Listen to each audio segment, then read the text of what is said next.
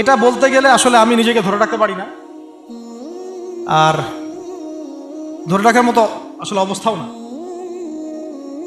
ইসলামের ইতিহাসের সবচাইতে মর্মান্তিক যুদ্ধ হচ্ছে মুতার যুদ্ধ, সবচেয়ে মর্মান্তিক। বদর, উহুদ, খন্দক, খায়বার যত যুদ্ধ আছে এগুলো যুদ্ধ অনেক বড় মাপের।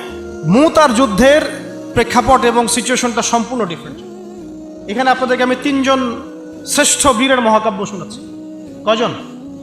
3 জন শ্রেষ্ঠ বীর পুরুষের মহাকাব্য। নবী সাল্লাল্লাহু আলাইহি সাল্লাম একজন সাহাবীকে পাঠালেন, তার নাম হচ্ছে হারিস বিন উবাইদা। কি নাম বলেন? হারিস বিন উবাইদা, তুমি এই চিঠিটা নিয়ে যাও। এটা তো মদিনা রাষ্ট্র কায়েম হওয়ার পরের কথা, একদম নবম হিজরতের 8ম বছরের দিকের কথা আর কি। তখন ততদিন হুদাইবিয়ার সন্ধিও হয়ে গেছে এবং কাজা উমরা আদায় হয়ে গেছে এবং খায়বার যুদ্ধ জয় হয়ে গেছে। খায়বারের পরের কথা এটা আর কি, যে হারিস বিন উবাইদা তুমি এই চিঠিটা নিয়ে যাও, ওই রোমকদের কাছে যাবো। তখন তো সুপার পাওয়ার 2টা, রোমানরা এবং পার্সিয়ানরা। তো এখনকার ওই যে এই কন্টিনেন্টের ন্যাটো আর ওই কন্টিনেন্টের চায়না রাশিয়ার মতো যেতে পারতেছে। তো সে গেল ওখানে। সুরাহবিল আল গাসসানি একজন শাসক ছিলেন ওইখানকার সিরিয়ার। তো সে ওই চিঠিটা দেখে বলতেছে যে আচ্ছা ঠিক আছে, বসো, দেখি কি করা যায়। চিঠিতে লিখা আছে ইসলাম কবুল করেন, আল্লাহ পাক শান্তি বর্ষণ করবেন, আসলিম তাসলিম। যে নবী সাল্লাল্লাহু আলাইহি ওয়াসাল্লাম চিঠি আছে না একটা রাষ্ট্রপ্রধানদের কাছে, সে চিঠি উদ্ধত আচরণ। আমি এখানকার আমির, আমাকে ওই মক্কার মেষপালকরা চিঠি পাঠায়? কে চিঠি নিয়ে আসছে? যে হারিস বিন উবাইদা। আচ্ছা, ওকে বসাও। হারিস বিন উবাইদা রাদিয়াল্লাহু আনহুকে, রাষ্ট্রদূত কিন্তু তিনি, রাষ্ট্রদূতকে তারা নির্মমভাবে হত্যা করল। কথা বুঝতে পারছেন? এবার নবী সাল্লাল্লাহু আলাইহি ওয়াসাল্লামের কাছে খবর যখন আসছে রাষ্ট্রদূতকে হত্যা করেছে। আমার সাহাবীকে, কয়জন সাহাবীকে হত্যা করেছে? 10 জন, 20 জন, 100 জন না একজন সাহাবীকে হত্যা করার প্রতিশোধ নেওয়ার জন্য নবী সাল্লাল্লাহু আলাইহি ওয়াসাল্লাম 3000 বাহিনীর একটা জিহাদি কাফেলা তৈরি করলেন। 3000 বাহিনী কাফেলায় তিনি নিজে নেতৃত্ব না দিয়ে বললেন যে এই কাফেলার নেতৃত্ব দিবে আমার প্রিয় ভাজন, তাকে তার পালক পুত্র বলা হতো এক সময়, যায়েদ ইবনে হারেসা রাদিয়াল্লাহু আনহু। কোন যায়েদ? তায়েফের সফরের সঙ্গী, তায়েফের সফরের একজন সাহাবী তার সাথে ছিল, তার নাম যায়েদ ইবনে হারেসা।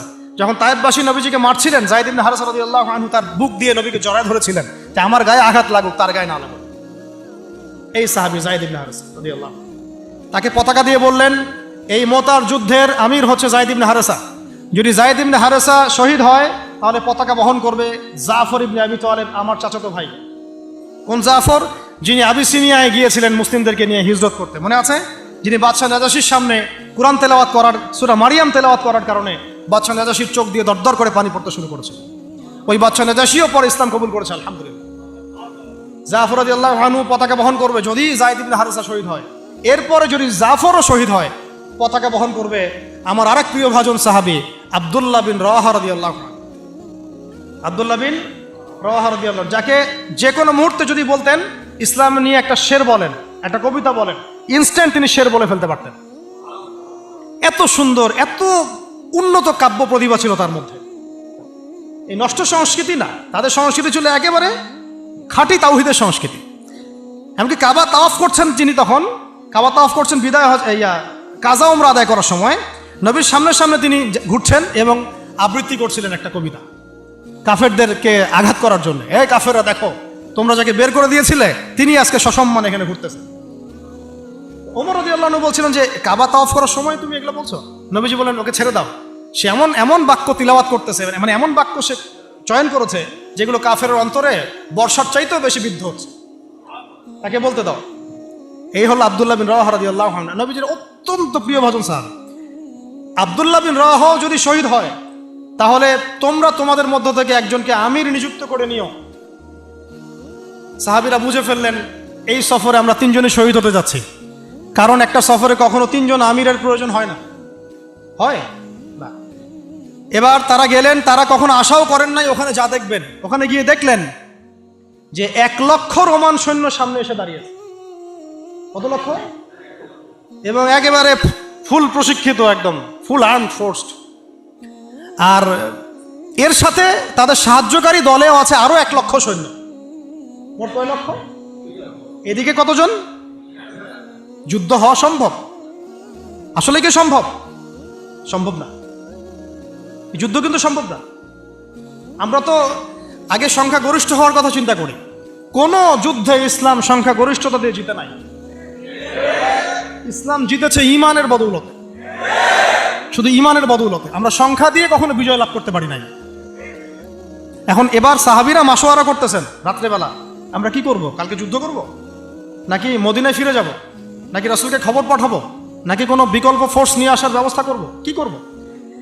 তখন সাহাবী, ওই যে বললাম আব্দুল্লাহ বিন রাওয়াহা রাদিয়াল্লাহু আনহু দাঁড়ালেন। তরুণ সাহাবী, আপনাদেরকে বলতেছে, তরুণ সাহাবী দাঁড়িয়ে বলছেন যে, হে আমার ভাইয়েরা, আমরা এখানে কি জন্য এসেছি? হয় আমরা এই যুদ্ধ করব, শহীদ হব, না হলে আমরা গাজী হব। আর আপনারা যে বিষয়টাকে ভয় করছেন, আসলে কিন্তু আমরা সেটা পাওয়ার জন্যই এসেছি, তার নাম শাহাদাত।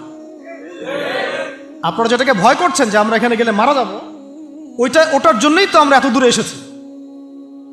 আমরা গাজী হই অথবা শহীদই হই, আমাদের জন্য আজর আল্লাহর কাছে লেখা থাকবে। তো তার এই মানে এমন ঈমানদীপ্ত ছিল ভাষণটা, আমি তো ওটা বলতে পারলাম না, আরবিতে তিনি বলেছেন। এতে মানে উৎফুল্ল হয়ে বা ইন্সপায়ার্ড হয়ে সাহাবীরা আর দ্বিতীয়বার ভাবলেন না, ঠিক আছে কালকে যুদ্ধ।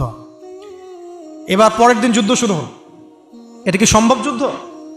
প্রথমে যায়েদ ইবনে হারেসা রাদিয়াল্লাহু আনহু পতাকা নিয়ে ঘোড়া ছুটা আগায় যাচ্ছেন, এবং একটা আঘাতও পিছন থেকে করার সাহস হচ্ছে না তাদের, সব আঘাত তারা সামন থেকে করছেন।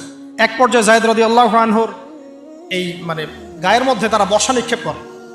বর্ষা তো আগেকার বড় বড় বল্লম বর্ষা ছিল, এবং একটা বর্ষা তার গায়ে যখন লাগে তিনি পড়ে যান, এবং এই অবস্থায় আস্তে আস্তে তার শাহাদাত হয়। পতাকা পড়তে দেন নাই, পতাকা নিয়ে নিয়েছেন জাফর ইবনে আবি তালিব রাদিয়াল্লাহু আনহু হাতে, এবং জাফর রাদিয়াল্লাহু আনহু যুদ্ধ করতে থাকেন, এত বীর বিক্রমে যুদ্ধ করতে থাকেন যে এক পর্যায়ে তিনি তার নিজের কালো এবং লাল ডোরাকাটা ঘোড়া ছিল, সেই ঘোড়ার পা নিজেই কেটে ফেলেন, যে আমার যেন পালিয়ে যাওয়ার মন না উঠে, কখন ঘোড়ায় তারা যেন আমার ঘোড়া ইউজ করতে না পারে। সাহাবীরা বলছেন তার শাহাদাতের পরে তার বডির মধ্যে আমরা এরকম 50টা থেকে 60টা এরকম আঘাতের দাগ দেখেছি। একটাও দেহের পিছনে ছিল না, সব সামনে ছিল। যুদ্ধ করতে করতে এক পর্যায়ে তার ডান হাতটা কেটে পড়ে যায়। এরপরে তিনি বাম হাতে পতাকা উঠায় নেন, কাফেররা বাম হাতটাও কেটে ফেলে। এরপরে তিনি বুকের সাথে পতাকাটাকে এইভাবে জড়িয়ে রাখেন, বুকের সাথে পতাকাটাকে এইভাবে জড়িয়ে রাখেন, পতাকা পড়তে দেন নাই। একজন রোমান সৈন্য তাকে আঘাত করে এবং তার দেহটা দ্বিখণ্ডিত হয়ে যায়। এই খবর নবী সাল্লাল্লাহু আলাইহি ওয়াসাল্লাম ওই মদিনায় বসে বসেই পাচ্ছিলেন। তিনি বললেন, এই মাত্র যায়েদ শহীদ হলো, এই মাত্র জাফর শহীদ হলো। একটু তিনি কান্নার ভাব চলে আসলো। একটু পরে নবীজি হেসে দিলেন। সাহাবীরা বলছেন, আপনি হাসছেন কেন ইয়া রাসূলুল্লাহ? তিনি বলছেন যে জাফর এর ডান হাত প্রথমে কেটে গেছে, তারপর বাম হাত কেটে গেছে। আল্লাহ রাব্বুল আলামিন তাকে এই দুইটা কাটা হাতের বিনিময়ে জান্নাতে দুইটা বড় বড় পাখা দিয়েছে। এইটা দিয়ে তিনি জান্নাতে ঘুরে বেড়াচ্ছেন আর ফল খাচ্ছেন। তার নাম হয়ে গেল জাফর আত-তাইয়ার, জাফর আত-তাইয়ার, পাখাওয়ালা। এরপরে পতাকা হাতে নিলেন সেই আব্দুল্লাহ বিন রাওয়াহা রাদিয়াল্লাহু আনহু। তিনিও তো বীর বিক্রমে যুদ্ধ করতে লাগলেন। এক পর্যায়ে তিনি একটু কান্না করেছিলেন। সাহাবীরা বলছেন, আপনি কি ভয় কান্না করতেছেন? জি না, আমি ভয় কান্না করছি না, বরং কোরআনের একটা আয়াত আমার মাথায় আসছে বলে আমি কান্না করছি।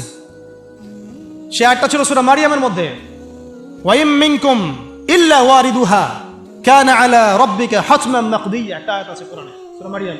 এটা হচ্ছে আপনার রবের একেবারে একটা চিরনির্ধারিত একটা বিষয়, যে তোমাদের সবাইকে, আবার বলছি, ওয়াইম মিনকুম ইল্লা ওয়ারিদুহা কানা আলা রাব্বিকা হাতমান মাকদিয়া, মানে তোমাদের সবাইকেই আবশ্যিকভাবে, ম্যান্ডেটরিভাবে এই জান্নাত জাহান্নামের উপর অবস্থিত এই পুলসিরাত পার হতেই হবে। এটা তোমার রবের একটা প্রাচীন একটা মানে স্টেটমেন্ট, এটা তোমাকে করতেই হবে, সবাইকে করতে হবে। এই আয়াতটা মনে হয় আমার কান্না আসতেছে। একজন তাকে একটা হাড্ডিওয়ালা গোশত এনে দিয়েছিল, তিনি সেই গোশতটা খাওয়ার জন্য চেষ্টা করছিলেন, তো পরে একটা কামড় দিয়ে ফেলে দিয়েছেন। তারপরে তিনি ছুটলেন যুদ্ধ করার জন্যে, এবং ওই সময় একটা কবিতা আবৃত্তি করেছেন, হে আমার মন, তোমার নফস হয়তো চাচ্ছে, তুমি হয়তো চাচ্ছ এখান থেকে পালিয়ে যাওয়ার জন্যে, জেনে রাখো সামনে তুমি যা দেখছো এর পিছনেই আছে জান্নাত। শেষমেশ কি জীবন দেখেন, কি ব্যক্তিত্ব, কি ক্যারেক্টার, কেমন গায়রত, কেমন ইজ্জত, কেমন সম্মান, কি জীবন। এরপরে তিনিও শহীদ হলেন। পতাকা হাতে তুলে নিলেন আল্লাহর বীর খালেদ বিন ওয়ালিদ রাদিয়াল্লাহু আনহু, তাকে পতাকা দেওয়া হলো। তিনি কিন্তু নতুন মুসলিম হয়েছেন। উহুদের যুদ্ধের যে ক্রাইসিস, এটা কিন্তু তার হাতে। কাজা ওমরা আদায় করতে গিয়ে নবীজি চিঠি লিখে দিয়েছেন, ছোট্ট করে একজনের দ্বারা লিখিয়েছেন যে খালিদকে চিঠিটা পৌঁছে দিও। ওখানে লেখা আছে, খালিদ তুমি যদি কাফেরদের পক্ষ অবলম্বন না করে মুসলিমদের পক্ষ নিতা কতই না ভালো। ঠিক আছে, একটা লেখা একটা চিঠি খালিদ রাদিয়াল্লাহু আনহু একবারে কলিজাটা কাঁপায় ফেলছে। তিনি মক্কা থেকে মদিনায় গিয়ে নিজে ইসলাম কবুল করে আসছেন, এবং নবী সাল্লাল্লাহু আলাইহি ওয়াসাল্লাম তাকে কিন্তু আন্ডারস্টিমেট করেন নাই।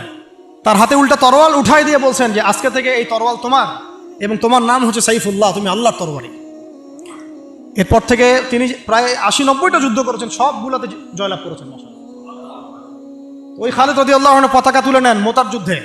তারপরে সিরাতের মধ্যে আসছে, তিনি বলছেন নিজের ভাষায় যে ওই দিন আমার হাতে 9টা তরোয়াল ভেঙে গেছে। যুদ্ধ করতে করতে করতে করতে ওই দিন আমার হাতে 9টা তরোয়াল ভেঙে গেছে। তিনি ছিলেন যুদ্ধ কৌশলে অত্যন্ত পারদর্শী, হুটে হাটে কোনো কাজ করতেন, অনেক পারদর্শী। তিনি ডানের সৈন্যকে বামে নিয়ে আসছেন, বামেরটাকে ডানে নিয়ে গেছেন, সামনেটাকে পিছনে নিয়ে আসছেন, পিছনেটাকে সামনে নিয়েছেন। বর্ষা যারা ছিল তাদেরকে পিছনে নিয়ে আসছেন, তীরন্দাজদেরকে সামনে দিয়েছেন, মানে ওদেরকে ভেবাচাকা খাওয়াই দিয়েছেন যে ওরা মনে করতেছে এরা মনে হয় অনেক, হ্যাঁ এরা মনে হয় আরো বিকল্প ফোর্স নিয়ে আসছে মনে হয়। তো ওরা আস্তে আস্তে পিছনের দিকে যাওয়া শুরু করতেছে, আর এদিকে মুসলিমরা একটু একটু করে সেফ জোনে আসার চেষ্টা করতেছে পিছনের দিকে। ওরা ভাবতেছে পিছনে সামনে যদি আগাই হয়তো পিছন থেকে ওরা আরো সৈন্য নিয়ে আসছে, আমাদেরকে আক্রমণ করবে। এই আল্লাহ পাক ভয় চাপাই দিলেন, এরা পালায় চলে গেল। 3000 সৈন্য নিয়ে 2 লক্ষ সৈন্যকে পরাজিত করা হয়েছে। খালিদ রাদিয়াল্লাহু আনহু বললেন আমার হাতে সেই দিন 9টা তরোয়াল ভেঙেছে, আর শেষমেশ ছোট্ট একটা ইয়েমেনি চাকু দিয়ে আমি যুদ্ধ করেছি। তাহলে চিন্তা করেন কত কাফের মারা গেছে। আর মুসলিমদের মধ্যে মাত্র 12 জন সাহাবী শহীদ হয়েছে। মাত্র 12 জনকে তারা মারতে পারছে, বাকিদেরকে মারতে পারেনি। এইগুলো হচ্ছে মহাকাব্য, জাজল্যমান মহাকাব্য, যেগুলো আমাদের এই প্রজন্মকে জানানো উচিত এবং আপনাদের মাথায় থাকা উচিত। প্রত্যেকটা সংগ্রাম, প্রত্যেকটা বিপ্লব, প্রত্যেকটা অভ্যুত্থানের পিছনে যেন থাকে আল্লাহর সন্তুষ্টি, আল্লাহর দিন কায়েমের চেষ্টা, আল্লাহর দিনের খেদমতের চেষ্টা এবং ইনসাফ প্রতিষ্ঠার চেষ্টা, এবং জালেমের বিরুদ্ধে আমাদের অবস্থান সবসময় শক্ত থাকবে ইনশাআল্লাহ। এরকম অনেক ঘটনা আছে, আমি আজকে আর বলার সুযোগ পেলাম না। ইনশাআল্লাহ আরও একদিন আল্লাহ যদি তৌফিক দেন ইনশাআল্লাহ তাআলা আমি আপনাদের সাথে আবার এগুলো নিয়ে সেশন করবো ইনশাআল্লাহ। তো শেষ করার আগে আমি জাস্ট 2-1টা নাম উচ্চারণ করতেছি। সেটা হচ্ছে আমার খুব পছন্দের একজন ব্যক্তিত্ব, ইমাম হুসাইন রাদিয়াল্লাহু আনহু। নাম মনে আছে না? তার কারবালার মাঠের ঘটনা আপনারা জানেন। এইগুলো মহাকাব্য। তিনি সপরিবারে নিহত হলেন, শেষ পর্যন্ত কিন্তু আত্মসমর্পণ করেন না, করেছেন। তিনি প্রস্তাব দিলেন আমাকে ছেড়ে দাও, আমি মদিনায় চলে যাই, আমাকে ছেড়ে দাও, আমি মক্কায় চলে যাই, ছেড়ে দাও আমাকে, আমি কোনো সীমান্তে চলে যাই, সেখানে জিহাদ করে শহীদ হই। তারা কিন্তু সুযোগ দেয় নাই। আমাকে বলেন যারা তাকে আক্রমণ করেছিল তারা কি কালিমা পড়া মুসলমান ছিল না? বলেন তারা কি কাফের ছিল? তাহলে এখন কি ইমাম হোসেন যে এখানে প্রতিবাদ করলেন, হাতে অস্ত্র উঠিয়ে নিয়ে যুদ্ধ করে শেষ পর্যন্ত শহীদ হলেন, তার যুদ্ধটা কি সন্ত্রাসী কর্মকাণ্ড ছিল? ঠিক অনেকে আছে আমাদের সমাজে, তারা মনে করে যে মুসলিমরা যতই পাপ করুক না কেন ওদেরকে কিছুই বলা যাবে না। এমন একটা কনসেপ্ট আমাদের সমাজে আছে, মুসলিম তারা ভাই কালিমা পড়ছে, লা ইলাহা ইল্লাল্লাহ বলছে, তাকে আপনি কেন এইভাবে চার্জ করেন? আরে কালিমা তো আব্দুল্লাহ বিন উবাইও পড়েছিল। আব্দুল্লাহ বিন উবাই কি কালিমা পড়ে নাই? তাহলে কি আপনি তাকে মুমিন বলে গণ্য করবেন? মনে রাখবেন একটা কথা, যাকে তাকে কোনো ক্ষুদ্র বিষয়ে কাফেরও যেমন বলা যাবে না, আবার যাকে তাকে মুসলমানও বলা যাবে না। এটা বুঝতে হবে আমাদেরকে, ঈমান ভঙ্গের কারণগুলো আমাদেরকে শিখতে হবে। যে যাকে তাকে যেমন আমরা কাফের তাকফির করবো না, ঠিক একইভাবে যাকে তাকে মুসলমান, পাক্কা মুসলমানও বলা যাবে না। আল্লাহ পাক আমাদেরকে বোঝার তৌফিক দান করে। ঠিক এইভাবেই উমর রাদিয়াল্লাহু আনহু একদিন ফজরের নামাজে দাঁড়িয়ে কিরাত করছেন, পিছনে এক দাস, এই ফাইরুজ আবু লুলু একেবারে ধারালো ছুরি দিয়ে উমর রাদিয়াল্লাহু আনহুকে 2-3টা আঘাত করলো। উমর রাদিয়াল্লাহু আনহু শহীদ হলেন। এগুলো মহাকাব্য রচিত হয়েছে, কারণ ইসলামের বীর সিংহদেরকে কেউ আসলে সামন থেকে মারতে পারে নাই। কথা বুঝতে পারছেন? ওইভাবেই চোরাগপ্তই মারতে হয়েছে। আল্লাহর কসম, উমর রাদিয়াল্লাহু আনহু যে জায়গায় শাহাদত বরণ করছেন ওই জায়গায় আমি দাঁড়াইছি, ওই জায়গাতে আমি দেখে আসছি কোন জায়গায় তাকে শাহাদত বরণ করা হয়েছে। ওখানে ওইসব জায়গাগুলো জিয়ারা করলেও মনের মধ্যে এই চেতনাগুলো জাগ্রত। সুবহানাল্লাহ। আলী ইবনে আবি তালেব কুফার মসজিদে যাচ্ছেন, রাস্তায় এক ব্যক্তি তাকে চোরাগপ্ত হামলা চালিয়ে তাকে হত্যা করেছে। আল্লাহর বীর সৈন্যদেরকে কেউ সামন থেকে আঘাত করার সুযোগ পায় না। তো এগুলো হচ্ছে মহাকাব্য, জাজল্যমান মহাকাব্য।